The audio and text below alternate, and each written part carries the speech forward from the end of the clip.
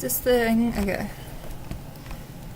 I really need a camera. The lighting's terrible. If anybody could help me out with that, recommend some good cameras or it's so uncomfortable. This is the only good lighting I have, so I guess what's important is what I'm gonna say. I don't know if I saw that. I think my hair tie just snapped in my hair. Okay. 1 second.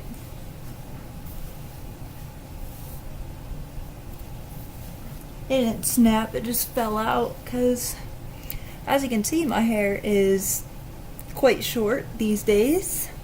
I know in a lot of my videos I had really long hair. Going for the short hair just because it makes me look my age, which is 23.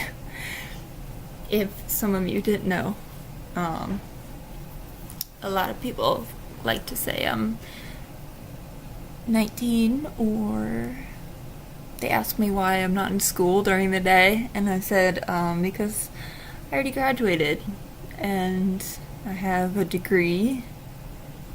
So, but getting back to the whole vlogging, doing the videos, I kind of stopped for a while because honestly I really didn't know what I was doing with my life. I graduated from college in May 2015. Didn't have a job for a while. Only because when you have a degree in psychology, it's kind of, you're expected to go to grad school, which is something I looked at and totally thought, like a year ago, I'm going to say a year ago today, if you asked me where I'd be in a year, I would say I'd probably be in grad school. But obviously that's not the case. If you asked me a year ago, would I still be living at my parents' house? I'd probably say, yeah, for sure, because it costs a lot of money to live in the DC, Northern Virginia, Maryland area. So, I really don't like this lighting, but it's late. Everybody in my house is in bed. That's another thing, an adjustment that I've been working on for a year, is moving back home. And I have my mom, my dad, my older sister, who doesn't really live here. She just stays the night a couple times a week, sometimes. And then my little sister, who actually, she is just home for the summer. She goes to JMU. But it's definitely different being an adult and living in my house and kind of being a different person than I was before I went to college and before I went to live on my own at Marymount. I have definitely changed as a person. I'm not that scared and shy person I was when I did live here and live here before. I know it's only 10 o'clock, but you'll learn that once you kind of leave college and all that. 9 o'clock is just, you're so happy if you get to bed by 9 o'clock. But living at home has definitely been an adjustment. I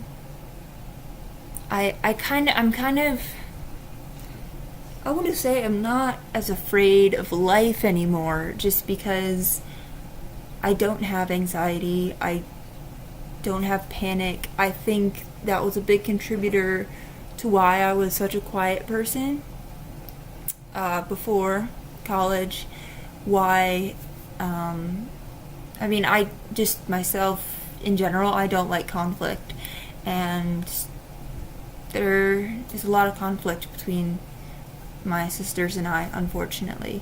So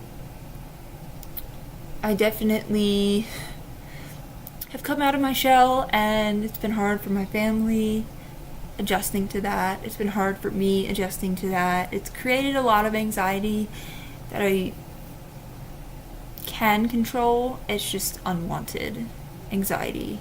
I've had a couple of panic attacks in the last year, which is insane, which is insanely good considering I had them 24 hours a day except for when I was sleeping, if I did sleep at all, because I would wake up panicked and scared for whatever reason.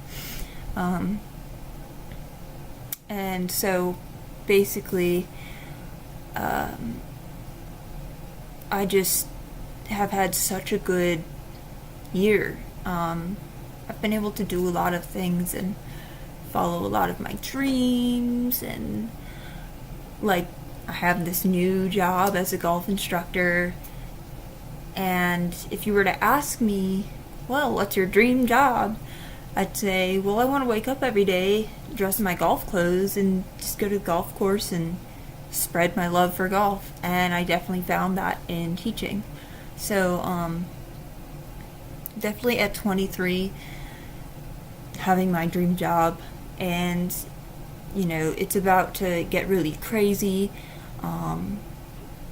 My last day at my old job at Dick's Sporting Goods is tomorrow.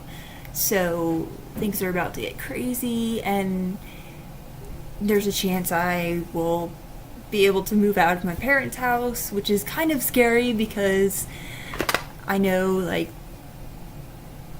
I was always with my mom, and some of you may be able to relate. There was that one person you could depend on. Every time you got nervous, every time you got some wrong feeling about anything, there was that one person you could talk to, text, call, but mostly talk to, and the person who was there physically, and that would be my mom. As well as my dog. I have Cheyenne, and for me that was Luca. I think I want to say I have videos of him on my channel. He passed away a year ago, July 26th. He was basically my best friend. I mean, since I was 7. He was 14 years and 8 months. So that's pretty good life for a husky. But for some reason, he always knew something was off with me. He just always knew. He would come up to my room and he was not allowed to. So, I definitely think about that a lot, and I have in the last year. My dog is a huge part of my life. My dogs. And so, I definitely... It's still really hard to be like, wow, next week in a couple days it'll be a year since he passed. And so that was definitely something I didn't expect last year. I was not expecting him to pass. I was expecting him to reach his 15th birthday in December. So I wasn't expecting it, but I kind of was, because when a dog turns 12, I mean, they're considered a senior at age 7, which is pretty crazy. So back to what I was saying about the anxiety and the transition.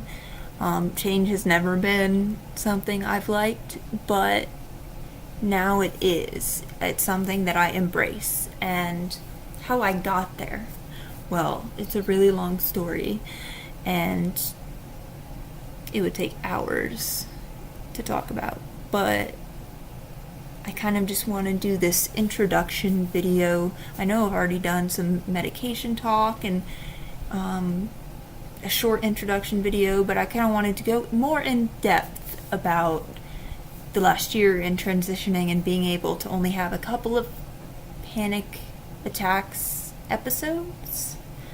They weren't full on attacks. I think I had one attack.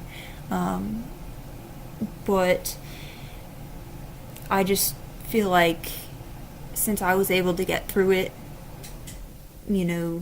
so many other people out there, you deserve to get through it. And if there's anything I can do to help, I'm going to do it, because that's just the person I am.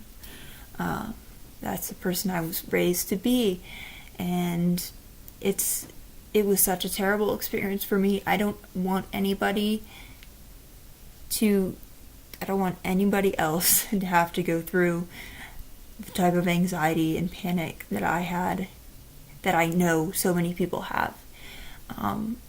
So every time I make these videos, I know, with all that there is going on in the world, with the terror attacks in France and what's going on in America, Orlando, Christina Grimmie. I mean, I was a huge fan, still am a huge fan of Christina Grimmie. Just, it's very nerve-wracking. And I know it can cause a lot of, I guess, triggers and heightened panic, and kind of, you're always on your toes. So, if you're watching this and you're having a panic attack, or you're just on edge, or something's just not right, and you're not feeling the way you should, because every human deserves to go through life carefree and happy and not have to worry about anything. Just know that there is a way to get over it. I always say this too shall pass. It's kind of cliche, but that's what my mom always used to tell me. So I'm telling you right now, this too shall pass. I know people have probably told you a million times, take deep breaths, have some tea, melatonin, kind of make you sleepy. But I would definitely say just start by taking deep breaths. Listen to some music. That's something I would always do. If your mind is just running a million miles per minute, get a crossword book or a puzzle, something to make your mind focus on something other than what's making your brain feel anxious. In my case, I didn't really have triggers. It was just that major chemical imbalance. Yes, I did have certain triggers of certain places, but I would just be sitting on the couch and I would get this huge rush of adrenaline, and that adrenaline for me was panic. That adrenaline for somebody else is something they felt when they were about to go on an awesome roller coaster. So, start deep breathing. I got so into Sudoku, the number game. I actually have my book right here. It's definitely something I did. I have all of Will Shortz's books. It's definitely something I did to really relax when my mind was just going a mile a minute. So that's just one tip that I want to extend to you. If you don't have any books, just go online. There's plenty. There's a Sudoku app that actually, I used to be fidgety with my fingers. The Sudoku app really helped me. Because, you're just moving your finger and your brain is kind of thinking in your head, what number should I put here and there. I also did and still do puzzles. more than 1,000 pieces. So it's just something to get your mind off of the panic. And I know it's easy to say. I just wanted to, like, I was so frustrated every time someone said, just chill out. It's like, do you think if I knew how to chill out, I would be freaking out right now? You know, it's, so I understand. But I'm about to go to bed. My last day at Dick's is tomorrow. It's so bittersweet. I love working at Dick's, but I am just so excited to go teach people how to play golf. Anyone from 4 years old all the way up to the oldest person I knew who played was 92, which was really cool. And so, you know, golf is another thing that kind of calmed me down. I'll talk about that more in, I want to say, my next video, just because that was something that I was able to do with zero anxiety, zero panic, no explanation why in high school, when my life was so crazy and so panicked and so terrible. So definitely just a quick fix, deep breaths, grab a crossword, grab a word search, go on your phone, listen to some music, just try to get your mind off of it. And if you can't, just try to go to sleep. That would be my last resort. Just trying to go to sleep. So, you are not alone. This too shall pass. And I'm going to do everything I can to help you.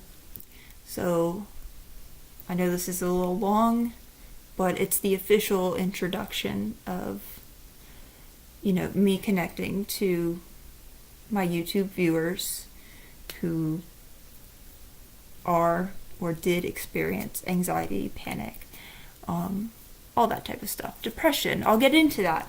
But I hope you have a good night and sleep well, because that's something that never happened when I was anxious. So I'll catch you party people later.